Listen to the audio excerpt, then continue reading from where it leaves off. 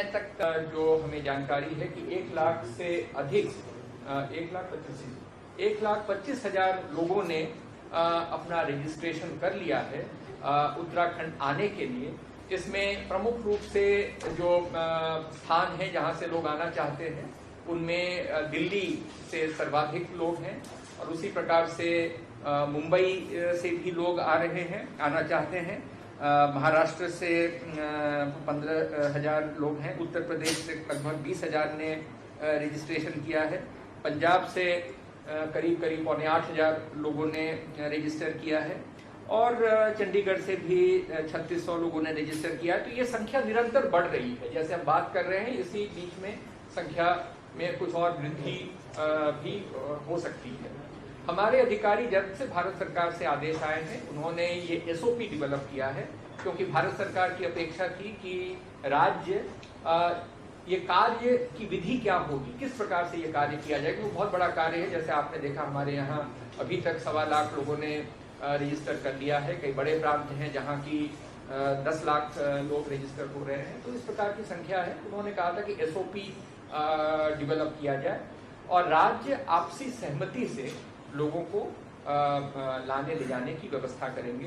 तो इसके तुरंत बाद ही हमारे अधिकारीगण उन राज्यों के जो नोडल अधिकारी हैं उनके संपर्क में आए हैं और उनके साथ अब अपना प्लान उन्होंने तैयार किया है और उस प्लान के तहत लोगों का लाना ले जाना ये कार्य प्रारंभ कर दिया गया है। और जैसे जैसे दिन गुजरेंगे वैसे वैसे आप देखेंगे कि ये और तीव्र गति पकड़ रहा है और कई राज्यों में जैसे एसओपी अभी उनका फाइनल लिया, कोई डिसीजन वहां पे लिया जाना है। तो वो जैसे जैसे चीजें क्लियर होंगी हमारे लोग हम उनको लाएंगे और उनको कम से कम असुविधा हो, इसलिए जिन स्थानों पर उनको वो पहुंचेंगे उत्तराखंड प्रवेश करने के पश्चात वो डेजिग्नेटेड स्थान होंगे, तो वहां पर व्यवस्थाएं प्रॉपर हो, सोशल डिस्टेंसिंग रहे, शौचालय आदि की व्यवस्था हो, पेयजल की व्यवस्था हो, कुछ खाने पीने की व्यवस्था हो, ये सारे व्यवस्थाएं करने के लिए कहा गया है। और सिमिलरली ये लोग जो बाहर से आ रहे हैं इन्हें हम क्वारंटीन में, होम क्वारंटीन की व्यवस्था की गई है अनलेस और अनटिल कि इनमें कोई ऐसे लक्षण हैं जिसके आधार पे हमें उन्हें किसी सरकारी क्वारंटीन सेंटर में रखना आवश्यक हो, उस केस में ही हम उन्हें सरकारी उसमें ले जाएंगे। अदरवाइज उन्हें हम होम क्वारंटीन के लिए परमिशन दे देंगे। अब ये बहुत इंपॉर्टेंट बात होगी कि ये बड़ी संख्या में लोग आ रहे हैं, सभी जिलों में लोग जा रहे हैं और खास करके अल्मोड़ा, पौड़ी, टिहरी इन जिलों में संख्या ज्यादा है। तो इसमें जिलाधिकारियों के साथ कल वीडियो कॉन्फ्रेंसिंग करके हम लोगों ने उनसे ये बताया है कि इनका क्वारंटीन में रहना और क्वारंटीन के नियमों का पालन करना, होम क्वारंटीन के नियमों का पालन करना, ये बहुत ही महत्वपूर्ण होगा। और इसके लिए जिलाधिकारियों ने अपनी अपनी टीमें बनाई हैं। उन टीमों को अभी से वो अलर्ट कर लें। हमारे सेंट्रल लेवल से कौन लोग आ रहे हैं, किस जिले में, किस गांव में वो जा रहे हैं, इन सभी का डिटेल हम लोग ट्रांसमिट करेंगे और इनका फॉलोअप बहुत ही सख्ती के साथ होना चाहिए। वैसे मैं आपको बता दूं कि हमारे ग्राम प्रधानगण बहुत ही सजग और बहुत ही सतर्क हैं और उन्होंने अपने अपने गांव में क्वारंटीन को इम्पोज करने के लिए, इन्फोर्स करने के लिए उन्होंने काफी तत्परता दिखाई है। आगे भी हम उन्हें कुछ और अधिकार देने की बात कर रहे हैं ताकि वो इसे बहुत ही अच्छे से करें, क्योंकि आप ये समझ सकते हैं कि 1.25 लाख लोग आएंगे तो उनकी व्यवस्था हमें करनी पड़ेगी, उनकी क्वारंटीन और उसका मॉनिटरिंग हमें बहुत बेहतर तरीके से करना पड़ेगा। तो ये पूरी चेन, जहाँ से व्यक्ति चल रहा है, कहाँ पे वो पहुंच रहा है, वहां से वो कहाँ जा रहा है, वहां से गांव पहुंच रहा है, गांव में उसकी क्वारंटीन, ये पूरा चेन के संबंध में जिलाधिकारियों के साथ वार्ता हुई है और जो हमने एक प्रोसीजर तय किया है, एक प्रक्रिया तय की है, उस प्रक्रिया के तहत इसका फॉलोअप होगा और ये इस तरह से भी इसका फॉलोअप होगा। माननीय मुख्यमंत्री जी ने इन सभी बिंदुओं के ऊपर बहुत ही गंभीरता के साथ चर्चा की है और अधिकारियों के साथ, और उन्होंने व्यापक विचार विमर्श करने के बाद ये व्यवस्था अभी हमने इसके लिए तय किया है। भारत सरकार ने ट्रेन के लिए रेलवे को भी उन्होंने अनुमति दे दी है, और इस संदर्भ में मेरा भी और मेरे जो अधिकारी इस कार्य को देख रहे हैं उनके द्वारा रेलवे के जो नोडल ऑफिसर्स हैं, हमारे केस में जो नोडल ऑफिसर हैं, हमने उनसे ही बात की है और माननीय मुख्यमंत्री जी की भी, माननीय रेल मंत्री जी से भी बात हुई है, और हर स्तर से ये आश्वासन दिया गया है कि इसके लिए जो भी सहयोग है वो प्रदान किया जाएगा। तो हम अलग अलग क्लस्टर्स में जो रेलवे से आने वाले लोग हैं, जो दूरस्थ इलाकों से, माना मुंबई है या साउथ इंडिया है या बिहार, बंगाल या ईस्टर्न पार्ट से आने वाले हैं, तो उनका हम क्लस्टर तैयार कर रहे हैं, उसकी सूची बनाएंगे और वो सूची हम रेलवे को उपलब्ध कराएंगे और उसी हिसाब से फिर ट्रेनों की व्यवस्था उनके द्वारा की जाएगी, और जिस तिथि को वो ट्रेन के बारे में वो अपना कार्यक्रम टाइम टेबल बनाते हैं तो उसमें फिर उन लोगों को लाया जाएगा। उनके लिए भी यही व्यवस्था रहेगी जो हमने बताया है। इसके अलावा कुछ लोग ऐसे हैं जो अपने निजी वाहन से भी अन्य राज्यों से आना चाहते हैं, जो किसी प्रकार से, किसी कारणों से कहीं फंस गए थे और परेशानी में हैं, अपने निजी वाहनों से भी आना चाहते हैं, तो उनके लिए भी माननीय मुख्यमंत्री जी ने जो चर्चा की और उन्होंने उनके लिए भी कहा है कि उनको हमें ले आना चाहिए, बशर्ते वो सारा सैनिटाइजेशन का नॉर्म्स वो पालन करेंगे। जब वो हमारे प्रांत की सीमाओं में एंटर करेंगे तो वहीं पे फिर उनका हेल्थ स्टेटस जांच किया जाएगा, वो कहाँ पे जा रहे हैं उनका सारा डिटेल दिया जाएगा। इन सभी को जो हमारा ये आरोग्य सेतु ऐप है, इस ऐप का सभी को उसे डाउनलोड करके उसको उपयोग करना अनिवार्य होगा। तो इस प्रकार की चीज़ें हमने डिटेल में एसओपी में दिया है, जो कि अलग से भी हम आपके साथ शेयर कर सकते हैं। दो तीन चीज़ें और हैं कि जो प्रधानमंत्री जनधन योजना में वित्तीय किस्त, अब भारत सरकार ने वित्तीय किस्त भी जो महिला हमारे ये अकाउंट होल्डर्स हैं उनको जारी करने का निर्णय ले लिया है और वो 4 तारीख से प्रारंभ हो जाएगा। और उसमें भी जैसे पिछली बार हुआ था कि उन्होंने अकाउंट नंबर के जो आखिरी डिजिट हैं उन आखिरी डिजिट के हिसाब से तय किया है। मसलन अगर मेरा अकाउंट है और उसका आखिरी डिजिट 01 है तो मेरा एक निर्धारित तिथि माना सोमवार को होगी, किसी का 02 है तो वो एक दूसरा दिन होगा उनके लिए, और ताकि सोशल डिस्टेंसिंग हो और एक दिन में ज़्यादा वहाँ पर भीड़ भाड़ न हो, तो वो कार्य किया जाएगा। एक महत्वपूर्ण बात यह है कि हमारा प्रोक्योरमेंट जो गेहूं खरीद का कार्य है वो भी तीव्र गति से चल रहा है और इसमें भी सहयोग हम लोग को पूरा मिल रहा है। जहाँ तक मुझे सूचना मिली है कि इसमें तकरीबन 1.25 लाख मेट्रिक टन के आसपास की सूचना मेरे पास थी, तो वो मैं आपको प्रतिशत से बता दूंगा, इस समय पर है वो। तो वो गेहूं खरीद का कार्य भी इस समय हमारे तेज गति से चल रहा है और उसमें भी किसी प्रकार का बाधा इस समय नहीं है। 1.42 लाख क्विंटल गेहूं खरीद कर दिया गया है और एक राज्य सरकार के द्वारा कमिटमेंट दिया गया था कि हम 48 घंटे में भुगतान करेंगे, और माननीय मुख्यमंत्री जी ने सभी जिलाधिकारियों को और इस प्रोक्योरमेंट से जुड़े हुए सारी एजेंसीज को सख्त निर्देश दिए थे कि किसानों का किसी भी दशा में हम 48 घंटे से ज़्यादा का डिले न करें पेमेंट में। तो इसमें वित्त विभाग ने, राज्य सरकार के वित्त विभाग ने पर्याप्त धनराशि उपलब्ध करा दी गई थी और अभी तक 24 करोड़ धनराशि वो किसानों को उनके खातों में उपलब्ध करा दिया गया था। हमने मनरेगा के कार्यों को भी प्रारंभ कर दिया है और मनरेगा के 6,441 कार्य जो हमें सूचना है कि 95 विकास खंडों में कार्य प्रारंभ किए गए हैं और जिनकी कुल संख्या है 6,441। इनमें कुछ कार्य हैं जो बीच में रोक दिए गए थे लॉकडाउन के कारण, और कुछ कार्य ऐसे हैं जो कि अब हमने शुरू किए हैं। तो इनकी कुल संख्या 6,441 है, और जिसमें लगभग 72,955 श्रमिक हैं जो इन कार्यों में लगे हुए हैं। जहां तक इंडस्ट्री का प्रश्न है, इंडस्ट्री में भी हमने 3,000 से अधिक इंडस्ट्री के लिए 3,460 इंडस्ट्री के लिए हमने परमिशन दे दिया है, और उन सभी को आश्वस्त किया है कि किसी प्रकार का सहयोग, कोई फैसिलिटेशन राज्य सरकार से चाहिए तो अवश्य बताएं। और हमारे जो उद्योग विभाग के अधिकारी हैं, हमारे जिला के अधिकारी हैं, उनसे भी हम लोग निरंतर टच में हैं, और वो भी इन सभी उद्यमियों के साथ टच में हैं, ताकि कहीं भी कोई दिक्कत न हो।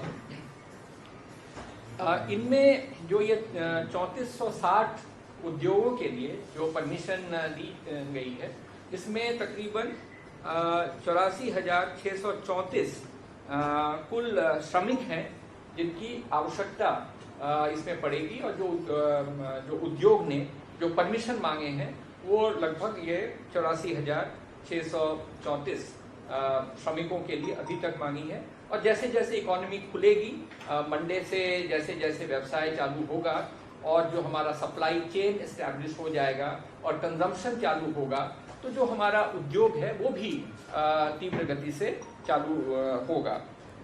जो एक और बात आप लोगों ने अलग अलग ऐसी हो, तो वहां से भी निकलना संभव नहीं होगा। वहां पे सर्वेलेंस का कार्य, माना कोई इन्फ्लुएंजा लाइक इलनेस या वो कोई रेस्पिरेटरी प्रॉब्लम अगर कोई व्यक्ति का है, तो इनको जो इनकी वहां पे सर्वेलेंस किया जाएगा, निगरानी की जाएगी, और वहां पे जहां आवश्यक है वहां पे जो हमारे प्रोटोकॉल्स हैं उसके हिसाब से टेस्टिंग का कार्य भी वहां पर किया जाएगा। इस समय जो स्टेट की पोजीशन है, जो मोटा मोटा मानक जिस पे भारत सरकार निर्धारित करते हैं कि किस राज्य में किस प्रकार की जो प्रगति हो रही है, उसमें एक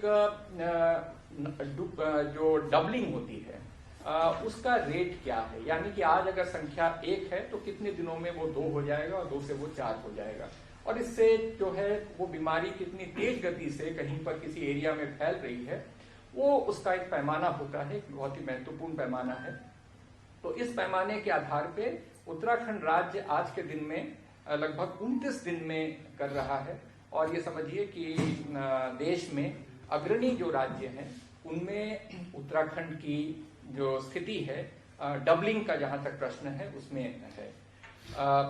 जो आज सुबह तक अभी लेटेस्ट जो जानकारी है कि उत्तराखंड में 59 केसेस आए हैं। कल जब आप लोगों को बताया गया होगा उस समय 57 केस थे। कल रात में एम्स के एक डॉक्टर वो पॉजिटिव टेस्ट हुई हैं, और सिमिलरली आज एक और व्यक्ति जो एक ट्रक का ड्राइवर था, और उस ड्राइवर में एक व्यक्ति जो आए थे उधम सिंह नगर, वो पॉजिटिव टेस्ट हुए थे। उस ट्रक के ड्राइवर को भी पॉजिटिव पाया गया है। तो आज के दिन में इस समय तक 59 केसेस हैं, और इन 59 केसेस में आज के दिन में एक्टिव केस 19 आज के दिन में एक्टिव केस है। तो आउट ऑफ लेटर से 19 केस हैं, तो हमारा परसेंटेज 60% से ऊपर है, और ये भी एक काफी संतोषजनक जो स्थिति है उसमें इस समय हम लोग हैं। जैसा आपको पता है कि एक डेथ भी दुर्भाग्यवश हुई थी। पेशेंट बहुत ही क्रिटिकल था, यद्यपि कोविड जो एम्स में उनका इलाज हुआ था, और एम्स के डॉक्टर्स ने जो रिपोर्ट दी है उससे कोविड से तो उनकी मृत्यु नहीं हुई थी, लेकिन वो कोविड से भी ग्रसित थी, और उनका कुछ सीरियस जो बीमारी थी इसके वजह से उनका दुर्भाग्यपूर्ण निधन हुआ था। ये तो पहला केस हमारे यहाँ यही है। जो अब कुछ निर्णय जो राज्य सरकार ने लिए हैं, उन निर्णय में प्रमुख रूप से 4 तारीख से जो हमारे व्यावसायिक प्रतिष्ठान हैं, भारत सरकार के ऑफिसेज हैं और जो राज्य सरकार के ऑफिसेज हैं, इन सभी ऑफिसेज को सामान्य रूप से 10 बजे से 4 बजे तक, तो दुकानें भी 10 से 4 बजे खुलेंगी, ऑफिसेज भी 10 से 4 बजे खुलेगा, सचिवालय 9:30 बजे से 4 बजे तक। जी, ग्रीन जोन की बात कर रहे हैं आप, कौन सी जोन? वो हम आपको बताएंगे उसका। तो सामान्य रूप से हमने कहा कि हमारा जो अभी तक 7 बजे से 1 बजे तक का समय था, अब उसे हम 7 बजे से 4 बजे तक एक्सटेंड कर रहे हैं और उसमें ये एडिशनल चीजें जो पहले नहीं थी, अब हम ये एडिशनल चीजें भी यहाँ पर इंट्रोड्यूस कर रहे हैं। जहाँ तक सरकारी ऑफिसेज का प्रश्न है, सरकारी ऑफिसेज ग्रीन जोन में सभी ऑफिसेज खुलेंगे, जिसमें ग्रुप ए और ग्रुप बी के अधिकारी 100% उपस्थित रहेंगे, लेकिन ग्रुप सी और डी के हमारे जो कार्मिक हैं वो 50% वहाँ पर अपनी उपस्थिति देंगे। यहाँ पर एक विशेष बात का ध्यान ये रखा गया है कि जो हमारे महिला कार्मिक हैं, अगर गर्भावस्था में हैं या उनका कोई बच्चा 10 वर्ष से कम आयु का है, तो उसे अपरिहार्य परिस्थिति अगर न हो तो उन्हें कार्यालय में इस समय हम लोग नहीं बुलाएंगे, इस प्रकार का निर्देश दिया गया है। उसी प्रकार अगर कोई कार्मिक हमारे 55 साल से अधिक उम्र के हैं या कोई गंभीर बीमारी से और कोमॉर्बिडिटी की अगर स्थिति है, तो ऐसे कार्मिकों को भी अपरिहार्य परिस्थिति ना हो तो उन्हें नहीं बुलाया जाएगा, इस प्रकार का डायरेक्शन दिया गया है। अब जहां तक ग्रीन, जहां तक ऑरेंज और सचिवालय का टाइमिंग बताइए। सचिवालय का 9:30 से 4 बजे तक सभी हमारे जो ऑफिसेज हैं, चाहे वो व्यावसायिक प्रतिष्ठान हो, दुकानें हो इत्यादि, वो सभी 4 बजे बंद हो जाएंगे। सुबह खुलने का टाइम हमने 10 बजे रखा है, लेकिन देखिए बहुत सारी आवश्यक वस्तुओं की दुकानें होती है, दूध है, सब्जियां हैं और चीजें हैं जो कि जल्दी लोग खरीदना चाहते हैं, तो कुल मिलाकर सुबह 10 बजे सामान्यतः मार्केट खुलता है। इस प्रकार की दुकानें पहले भी खुल सकती हैं, लेकिन आउटसाइड 7 बजे से पहले तो कुछ भी नहीं खुल सकता है, क्योंकि वो कर्फ्यू टाइम है। तो 4 बजे एक आउटसाइड लिमिट रखा गया है, उसके बाद फिर ये प्रतिष्ठान नहीं चलेंगे। जहां तक दुकानें 10 बजे से खुलेंगी, 7 बजे से खुलेंगी? दुकानें, जैसे हमने कहा कि जो आवश्यक वस्तुओं की दुकानें हैं, जो माना किराना की दुकानें हैं, दूध सब्जियों की दुकानें हैं, जो आपके माना मछली की दुकान है, फल की वो हैं, ये सब पहले खुलते हैं, ये पहले से ही खुलेंगे, लेकिन 4 बजे तक सबको बंद कर देंगे। 7 से पहले कुछ भी संभव नहीं है। ये चीज बड़ा क्लियर रखना पड़ेगा हमें कि 7 बजे से कुछ भी पॉसिबल नहीं है, और हमने यहाँ पे 4 बजे के बाद फिर हम लॉकडाउन कर रहे हैं।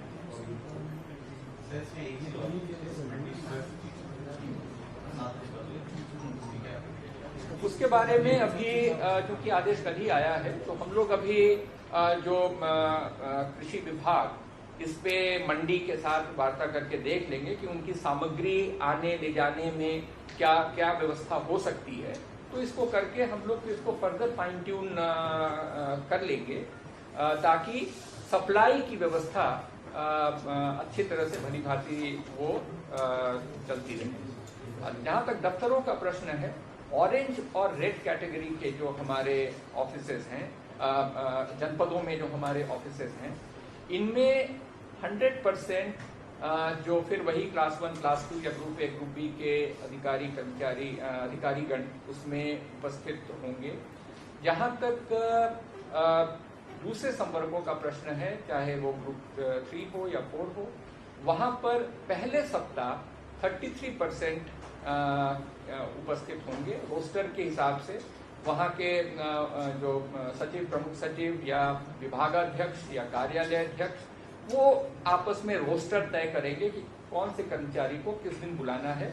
लेकिन पहले सप्ताह हम 1/3 जो लोअर मतलब ग्रुप 3, ग्रुप 4 के अधिकारी कर्मचारी हैं उनको बुलाएंगे। ग्रुप ए, ग्रुप बी के या क्लास 1, क्लास 2 के जो ऑफिसर्स हैं वो पूरी संख्या में उपस्थित रहेंगे। जैसा हमने बताया कि जो हमारे वल्नरेबल ग्रुप्स हैं उनके लिए हमने जो छूट दी है वो छूट रहेगी। जैसे महिला कार्मिक के लिए या कोई जो थोड़ा सा ज़्यादा उम्र के हैं या कोई कोमॉर्बिडिटी से ग्रसित हैं, ऐसे लोगों के लिए ये छूट दी गई है। एक मिनट जरा बता दें। एक सप्ताह के पश्चात हम स्थिति का रिव्यू करेंगे और रिव्यू करने के बाद अगर स्थिति जो हमें लगती है कि ये उचित है तो ये 33% जो स्टाफ का हमने किया हुआ है इसको हम बढ़ाकर 50% करेंगे। तो ये दफ्तरों का है कि 4th से दफ्तर खुलेंगे जिसमें जो क्लास 1, क्लास 2 के ऑफिसर्स ये उपस्थिति देंगे। जहाँ तक हमारे शैक्षिक संस्थाएं हैं वहाँ पर वो जो कि बंद हैं तो वहाँ के लिए ये कहा गया है कि सामान्य रूप से वहाँ पे शिक्षकों को या स्टाफ को नहीं बुलाया जाएगा, लेकिन कोई बहुत आवश्यक कार्य है जिसके लिए अगर किसी को बुलाना अपरिहार्य होता है तो उन्हें वहाँ से बुलाया जाएगा। थर्डली जो आप लोगों को बताना आवश्यक है कि भारत सरकार ने जो हमारे उत्तराखंड के लोग देश के अन्य भागों में इस समय फंसे हुए हैं, स्ट्रैंडेड हैं, और उसी तरह से हमारे राज्य के विभिन्न जनपदों में लोग फंसे हैं उत्तराखंड के एक जिले से दूसरे जिले के बीच में फंसे हुए हैं। तो इनके संबंध में भी एक SOP जो स्टैंडर्ड ऑपरेटिंग प्रोसीजर क्या होगा वो निर्धारित कर दिया गया है। बसों से लोग लाए जाएंगे तो वो बसें किस प्रकार से सैनिटाइज की जाएंगी, क्या प्रक्रिया होगी। अगर लंबी दूरी की बसें हैं तो उसमें भी सैनिटाइजेशन किस प्रकार से होगा। ड्राइवर और उनके स्टाफ को हम कैसे सेग्रीगेट करने की कोशिश करेंगे बस के अंदर, और फिर उन्हें किस स्थान पर लाया जाएगा, चाहे कुमाऊं हो या गढ़वाल हो, अलग अलग स्थानों पर, निर्धारित स्थानों पर इन बसों को लाया जाएगा। और इन आने के बाद इनकी चेकिंग होगी, आने से पहले भी चेकिंग होगी, और वो चेकिंग के बाद फिर उन्हें अपने गंतव्य स्थान को यहाँ से भेजा जाएगा। इसमें एक वेबसाइट डेवलप किया था राज्य सरकार ने, और उस वेबसाइट पे हम लोगों ने सभी से अनुरोध किया था कि जो इस प्रकार से फंसे हुए हैं, चाहे वो हमारे छात्र हों, चाहे वो कोई पर्यटक हों या और कोई व्यक्ति हों जो कि विषम परिस्थिति में हैं, या कैंप्स में हमारे जो श्रमिक लोग हैं, उन सभी से ये कहा गया था कि वो रजिस्टर करें। और इस सबसे पहले तो आप सभी का यहाँ पर स्वागत है। बहुत दिनों के बाद मैं आप लोगों से मिल रहा हूँ। वैसे तो छोटे ग्रुप्स में मिले भी हैं और फोन के ऊपर भी वार्ता हुई है। जैसा कि आप लोगों ने देखा कि कोविड से लड़ने के लिए जो राष्ट्रीय स्तर पर एक बहुत बड़ा अभियान चलाया गया है माननीय प्रधानमंत्री जी के नेतृत्व में, और अपने प्रांत में माननीय मुख्यमंत्री जी के द्वारा, उसमें अच्छी सफलता उत्तराखंड राज्य को भी प्राप्त हुई है और देश को भी प्राप्त हुई है। इसके पीछे बहुत सारे जो तरीके अपनाए गए हैं, जिसमें कि हम अपना मेडिकल फैसिलिटी को हम लोगों ने बढ़ाया है, टेस्टिंग को बढ़ाया है, जो सुरक्षा के उपकरण हैं उनको बढ़ाया है, पब्लिक में अवेयरनेस क्रिएट किया है, और एक प्रमुख भूमिका जो सोशल डिस्टेंसिंग का लॉकडाउन के माध्यम से हुआ है उसको जाता है। जब हमारा लॉकडाउन पहली बार चालू हुआ था उस समय इसके बारे में, इस बीमारी के बारे में जानकारी हमारे पास अपेक्षाकृत कम थी, लेकिन जैसे जैसे समय बीतता गया हम लोगों ने अपनी जो स्वास्थ्य सुविधाएं हैं और अवस्थापना है उसमें सुधार किया है और इसे किस तरह से लड़ा जाए उसके बारे में भी जानकारी प्राप्त हुई है। तो लॉकडाउन के 2 चरण, अब द्वितीय चरण भी पूरा होने को है और इस बीच में भारत सरकार के द्वारा सभी राज्यों से कंसल्टेशन किया गया। माननीय प्रधानमंत्री जी के द्वारा माननीय मुख्यमंत्रियों से भी किया गया। उत्तराखंड के माननीय मुख्यमंत्री जी को भी अपने व्यूज रखने का अवसर प्राप्त हुआ और इसी प्रकार के समाज के विभिन्न वर्गों के साथ सलाह मशविरा करने के बाद भारत सरकार के द्वारा अब तृतीय चरण के लिए गाइडलाइंस जारी कर दिए गए हैं। उन गाइडलाइंस की कॉपी आप सभी को कल दे दी गई होगी और आप लोगों ने भी उसका अध्ययन, अगर वो नहीं मिला है तो अभी दे दिया जाएगा। लेकिन इसमें अब मुख्य बात है कि लॉकडाउन हमारा 4 तारीख से, मतलब 3 तारीख के पश्चात पुनः 2 सप्ताह के लिए उसको एक्सटेंड किया गया है, उसको बढ़ाया गया है। इसमें भारत सरकार ने अब थोड़ा कैलिब्रेटेड रेस्पॉन्स दिया है। शुरू में हम लोगों ने कंप्लीट लॉकडाउन किया था। द्वितीय चरण में आपने देखा कि हमने कुछ गतिविधियां प्रारंभ की हैं, विशेष रूप से ग्रामीण अंचलों में, चाहे वो खेती या खेती से जुड़ा हुआ कार्य हो, प्रोक्योरमेंट का कार्य हो, जो पशुधन से संबंधित कार्य हो, मत्स्य व्यवसाय से रिलेटेड कार्य हो, कंस्ट्रक्शन से रिलेटेड कार्य हो, या जो दुकानों के खोलने आदि के बारे में जो कार्य होते हैं, ये सारी चीजें जो हैं वो ग्रामीण अंचलों में भी प्रारंभ किया गया था और जो शहरी अंचल हैं वहां पर इसे कुछ क्वालिफिकेशन के साथ, यानी कि कुछ शर्तों के साथ इलाकों में प्रारंभ किया गया था, जिसमें आपने देखा कि कंस्ट्रक्शन एक्टिविटी चालू हुआ है, इंडस्ट्रियल एक्टिविटी चालू हुआ है। तो इस प्रकार की चीजें, और दुकानें, जो गैर जरूरी दुकानें भी स्टैंड अलोन हैं, मोहल्लों में दुकानें हैं, इस प्रकार की दुकानों को भी खोलने की अनुमति भारत सरकार ने दी थी। भारत सरकार की अपेक्षा रहती है कि जो वो गाइडलाइन जारी करते हैं राज्य सरकार उनका अनुसरण करें और उसके अगर कहीं पे राज्य सरकार को यह समाधान हो जाता है कि उसमें थोड़ी और कड़ाई करने की जरूरत है क्षेत्र विशेष की परिस्थितियों को देखते हुए, तो ऐसा किया जा सकता है। तो हम लोगों ने भी उसको देखते हुए यहाँ पर निर्णय लिए थे। अब 3rd फेज के लिए भारत सरकार ने 3 तरह के जोन्स बनाए हैं। जिलों को 3 जोन्स में विभक्त किया गया है। रेड जोन, जिसमें कि उत्तराखंड में हरिद्वार जिला है, और ऑरेंज जोन, जिसमें कि नैनीताल और देहरादून जिला है, और बाकी जो हमारे समस्त जिले हैं ये जिले ग्रीन जोन में हैं। जो छूट दी जानी प्रस्तावित है इस अगले 2 सप्ताह के पीरियड में, ये जोन्स के कैटेगरी के आधार पर होगा। जोन्स का कैटेगरी एक फिक्स्ड नहीं रहेगा, उसमें कई सारे पैमाने हैं जिसके आधार पर भारत सरकार यह निर्धारित करती है कि किस जोन को किस कैटेगरी में रखा जाना है, और उसी हिसाब से उनका कैटेगराइजेशन भविष्य में भी होगा। तो ये हो सकता है कि कोई रेड जोन ऑरेंज बन जाए या कोई ग्रीन बन जाए, या इसी तरह से अगर कोई ऑरेंज जोन हो सकता है रेड कैटेगरी में आ जाए। तो ये स्थिति डायनामिक स्थिति है। इसमें यह समझने की बात है कि भारत सरकार ने कई स्थानों पे ये भ्रांतियां भी हैं, और हमारे राज्य में नहीं अन्य स्थानों पर भी ये प्रश्न उठाया गया था कि हम जिलों का क्लासिफिकेशन रेड, ऑरेंज और ग्रीन में किस प्रकार से कर रहे हैं। तो भारत सरकार ने इसका कुछ स्पष्टीकरण दिया था।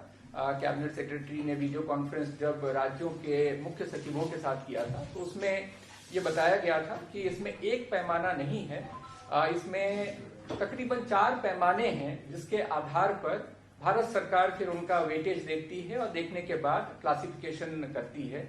इसमें प्रमुख जो 4 हमारे मानक हैं, एक तो है कि एक्टिव केसेस किसी जिले में कितनी संख्या में है, टेस्टिंग का वहां पे परसेंटेज किस प्रकार से है, वहां पर केसेस के डबल होने का रेट क्या है, और चौथी बात वहां पे जो निगरानी का कार्य हो रहा है, जो सस्पेक्ट्स हैं, कॉन्टैक्ट्स हैं और भी क्वारंटीन में लोग हैं, उनके विभिन्न सिम्टम्स का सर्वेलेंस का कार्य कैसा चल रहा है, इन सभी के आधार पर एक वहां पर निर्धारण होता है कि किन जिलों को हमें अलग अलग कैटेगरी में रखा जाना है।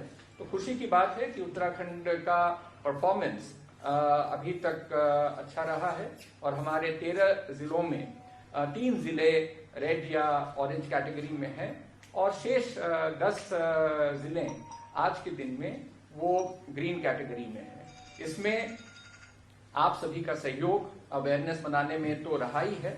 यहाँ के जन मानस ने जो ये चुनौती है उसको बहुत ही बहादुरी से उन्होंने इस चुनौती को टेकअप किया है।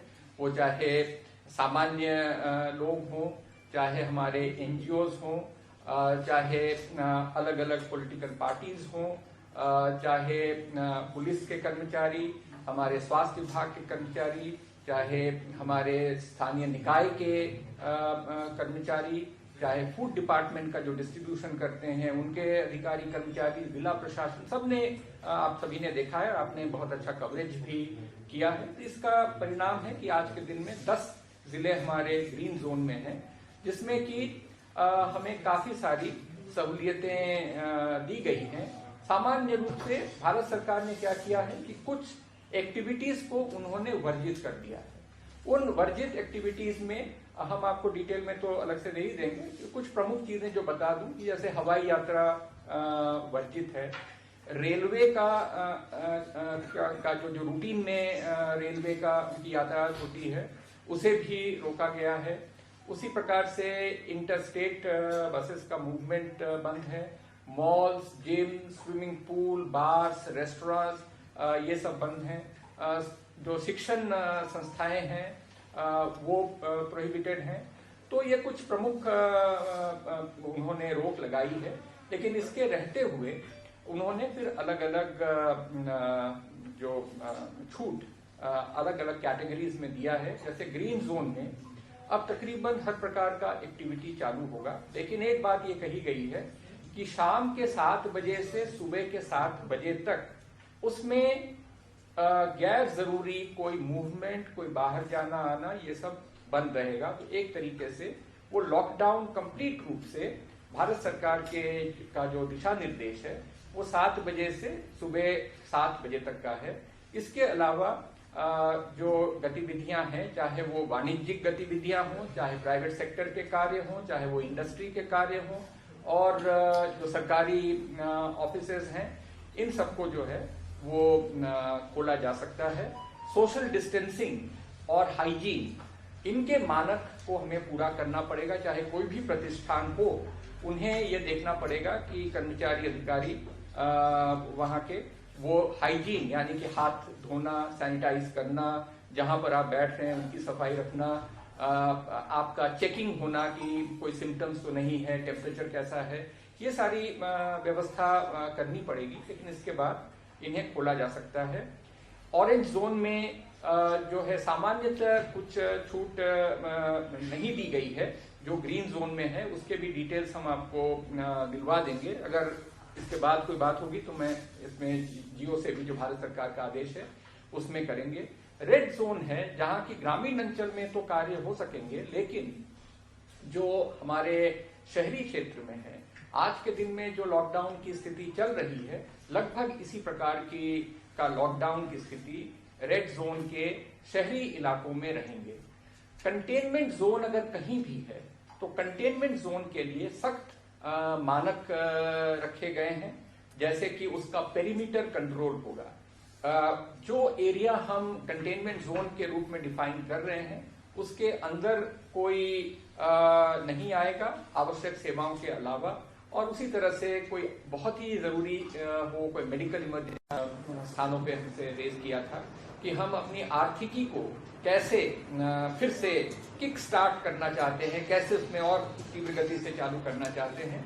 तो जो कमिटी राज्य सरकार के द्वारा श्री इंदु पांडे की अध्यक्षता में बनाया गया था, और उस समिति ने जो अलग अलग स्टेक होल्डर्स हैं, चाहे वो व्यवसायी हों, चाहे वो रियल एस्टेट के लोग हों, चाहे वो उद्योग जगत से जुड़े हुए लोग हों, बड़े उद्यमी हों, जो छोटे उद्यमी हों, जो माइक्रो सेक्टर के लोग हों, श्रमिक हों, सभी के साथ उन लोगों ने सलाह मशविरा की है। विभागों से भी उन्होंने सलाह मशविरा की है। हमारे जो अलग अलग जो यूटिलिटीज हैं, जैसे बिजली है, पानी है, इन लोगों से भी उन्होंने वार्ता की है और उनकी एक अंतरिम रिपोर्ट आगामी सप्ताह के प्रारंभ में आने की संभावना है। उसको देखने के पश्चात अगले सप्ताह के आखिर तक उनके रिकमेंडेशन हमें प्राप्त होंगे और उन्हीं रिकमेंडेशंस के ऊपर सरकार उत्तराखंड शासन उसके ऊपर विचार करके आगे कदम लेगी। ये आपको समझना पड़ेगा कि ये डायनामिक प्रोसेस है। आज की स्थिति में हम कुछ रिकमेंडेशन दे रहे हैं, आगामी 2-3 सप्ताह में स्थितियां बदलेंगी। भारत सरकार भी निरंतर इनमें वो भी डिस्कशन कर रहे हैं और वहां से भी निर्देश आएंगे। तो उसको देखते हुए हम लोग फिर फर्दर इसमें और भी किस प्रकार से सहूलियत दी जा सकती है, कैसे इसे चालू किया जा सकता है, इन चीज़ों के ऊपर हम लोग ध्यान देंगे। तो मैं समझता हूँ कि मैंने काफ़ी सब सेक्टर्स को टच किया है। अगर इसके अलावा कोई इशू हो